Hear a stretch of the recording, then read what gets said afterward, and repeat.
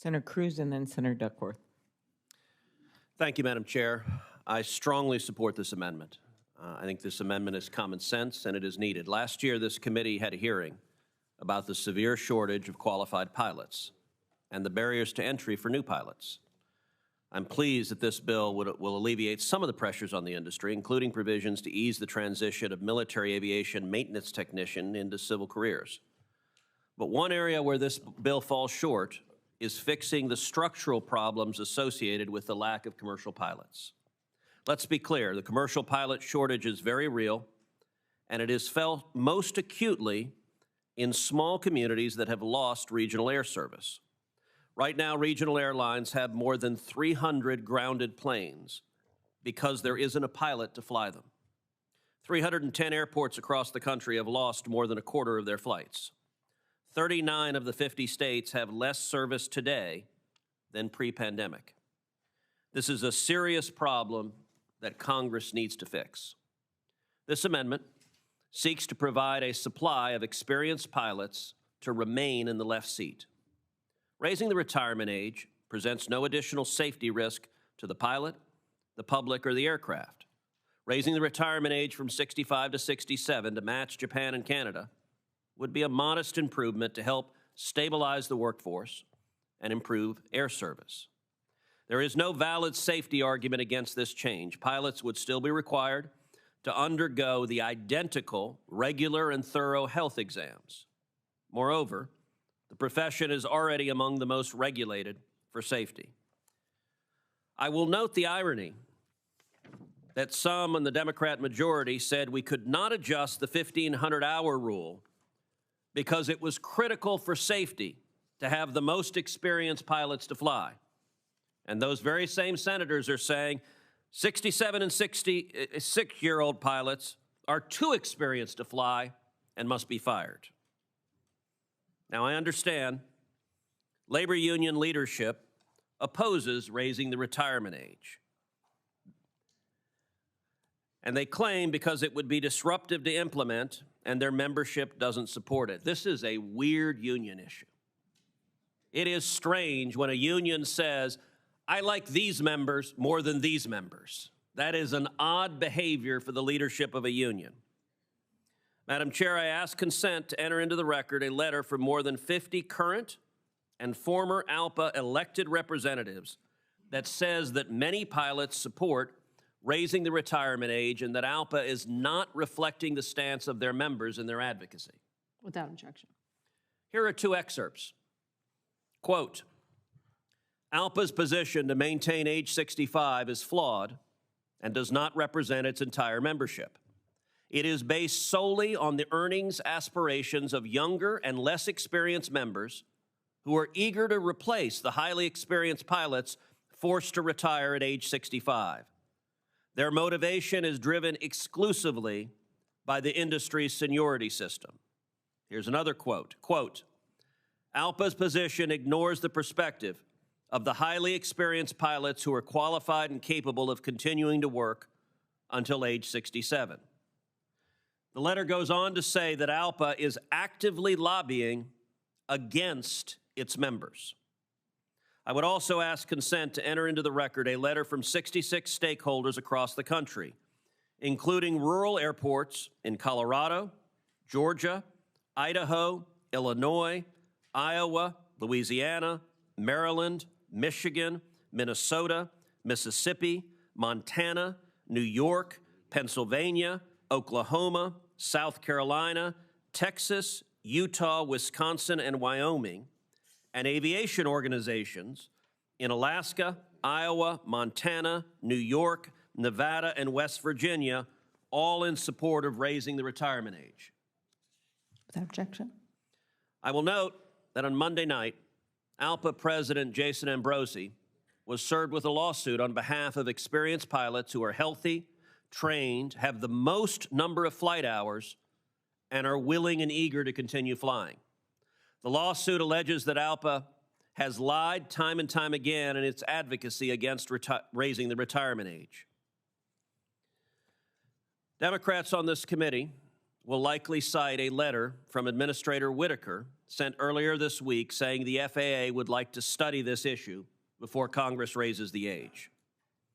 One, I think it was inappropriate for the FAA to wade into a policy debate, no doubt at the behest of Democrats. Administrator Whitaker sat at this table and promised this committee he would stay out of politics, and I think he has fallen short of that promise in sending that letter. Two, on Tuesday, Administrator Whitaker found himself before the House of Representatives and in hot water for breaking his promise when he was confirmed.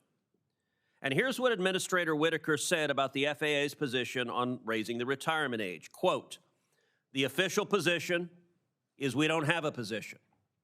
I want to read that again because I suspect there may be members who want to characterize the FAA otherwise. Here's what the administrator said yesterday. Quote, "The official position is we don't have a position." I'll close with this. A mandatory retirement age at the age of 65 is ageist. It suggests that once a pilot turns from 64 years and 364 days to 65 years old, they are somehow no longer competent. That is why the AARP and hundreds of pilots have signed letters in support of raising the retirement age, which I also ask unanimous consent to enter into the record. Without objection. I'll note half of this committee, 13 members out of 27, would be forced into retirement today if this rule applied to Congress. The median age of the United States Senate is 65.3 years, meaning more than half of this body would be forced to retire. Now, the American people might well celebrate that development, but I am confident that extending such a policy to this body would not win a vote in Congress, even though more than 80% of the public supports term limits for members of Congress, and I have introduced a term limits constitutional amendment in Congress multiple times. I might suggest when we vote on this amendment that any senators over the age of 65 refrain from voting because they may not be capable of deciding the issue. I want to finally do one last thing. I want to note the men and women who are here, who are pilots who are sitting in the audience, and I want to briefly introduce them. These are pilots who are directly affected by the vote we are having. We have Scott Weaver from Maryland, a 20-year Air Force veteran, a lieutenant colonel retired, and an American Airlines 787 captain. We have Atik Kumar from Virginia, a retired United 777 captain. We have Eric Smith from Colorado, a quality control line check airman and a captain of a 777 on United Airlines. We have David Schopel from Arizona and New York. We have Steve Schreiber from Maine. We have James Ray from North Carolina and South Carolina, a captain on American Airlines. We have Steve Trotta from Virginia, a captain on United Airlines who was forced into retirement last year. We have Chris Davies from Pennsylvania. We have Mark McCullough from Texas. We have Scott Avery from South Carolina, a Delta captain. We have John Shattuck from Colorado, a 787 captain with United. We have Pamela Rugger from Wisconsin, a captain of a 767 on United. We have Jim Samadi from Virginia. We have Brian Godlove from South Dakota, United captain of a 787. We have Dan Reeder from Pennsylvania, a Delta A330 captain. We have Scott Avery of South Carolina. We have Karen Knoll from Florida, a United Airlines 777 first officer. We have Michael Muscarello from Arizona, a 777 captain from United Airlines. We have Jay Govin from New Hampshire. We have Dave Woods from Colorado and Virginia, a Delta A330 captain. And we have Richard Mansky from Pennsylvania. If we could, I would like to ask those pilots and captains to please stand.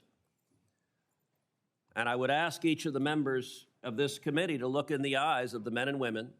We are about to vote on whether to fire them, whether to take away their jobs. I'll tell you, I am going to vote yes, that they can keep their jobs. And if you vote no, these are the people whose lives you're impacting. Thank you.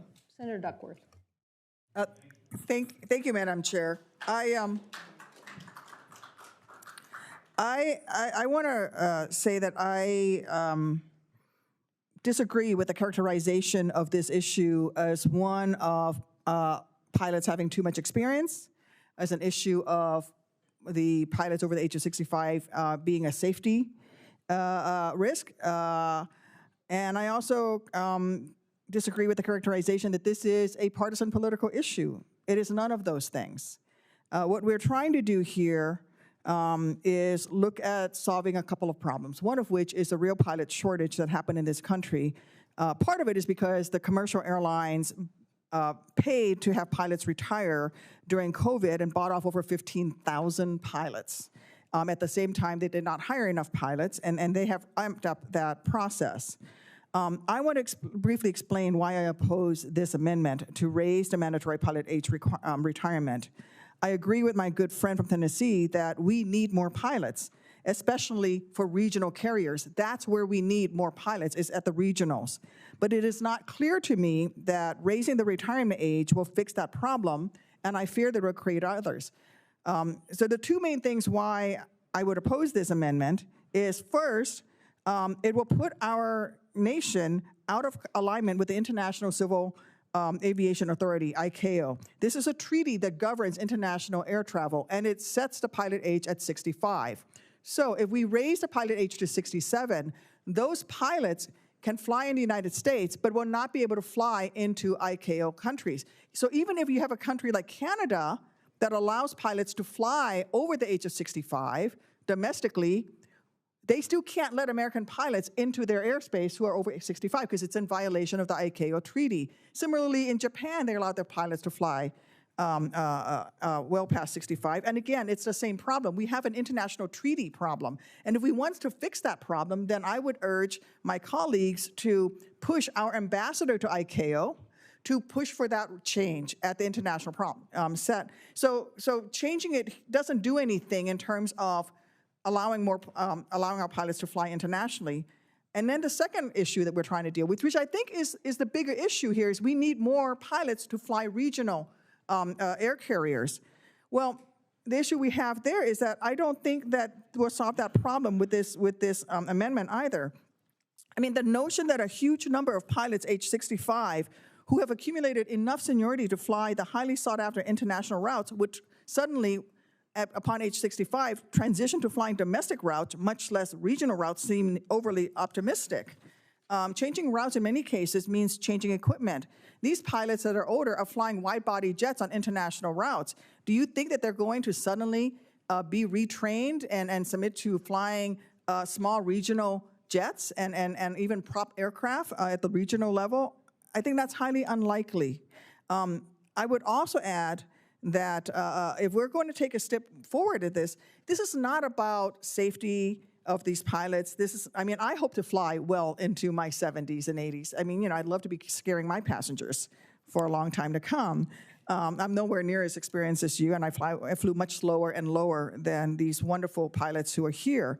And we certainly have one of our former members, Senator Imhoff, who flew and continues to fly very safely. So this is not a safety issue. I just think that before we take a step as significant as this, I think we need more data on how do we get the international organizations and push those international organizations to raise their pilot age. I think that in the meantime, if we want more pilots, the better course of action is to ramp up efforts to grow and train more pilots, which our bill does. We quadruple the funding in the grant programs to create more pilots in this country. That's precisely what we are doing in this bill by dramatically increasing funding for the FAA Aviation Workforce Development Grant Program. Raising the age from 65 to 67 gives us 2 more years of very senior pilots flying international routes. They're not coming into the regional. And it's not growing pilots who are going to be flying for decades more to come. It only grows pilots who can fly for another 2 years, and again, very limited in where they can fly. So I applaud the sentiment behind what we're trying to do here, which is to have more pilots flying, which we need. but I don't think this solves the problem that we have. And I strongly disagree with the characterization that this keeping the pilot age of 65 is being motivated by safety issues because we don't trust pilots. We don't think that more trained pilots are safe enough, that we think that this is an ageism issue or that this is a partisan political issue. This is about the mechanics of how do we get more pilots into regional jets. And the best way to do that is to train more pilots, not to extend the pilot age to 67. Thank you, Madam Chair. I yield back. Senator Blackburn.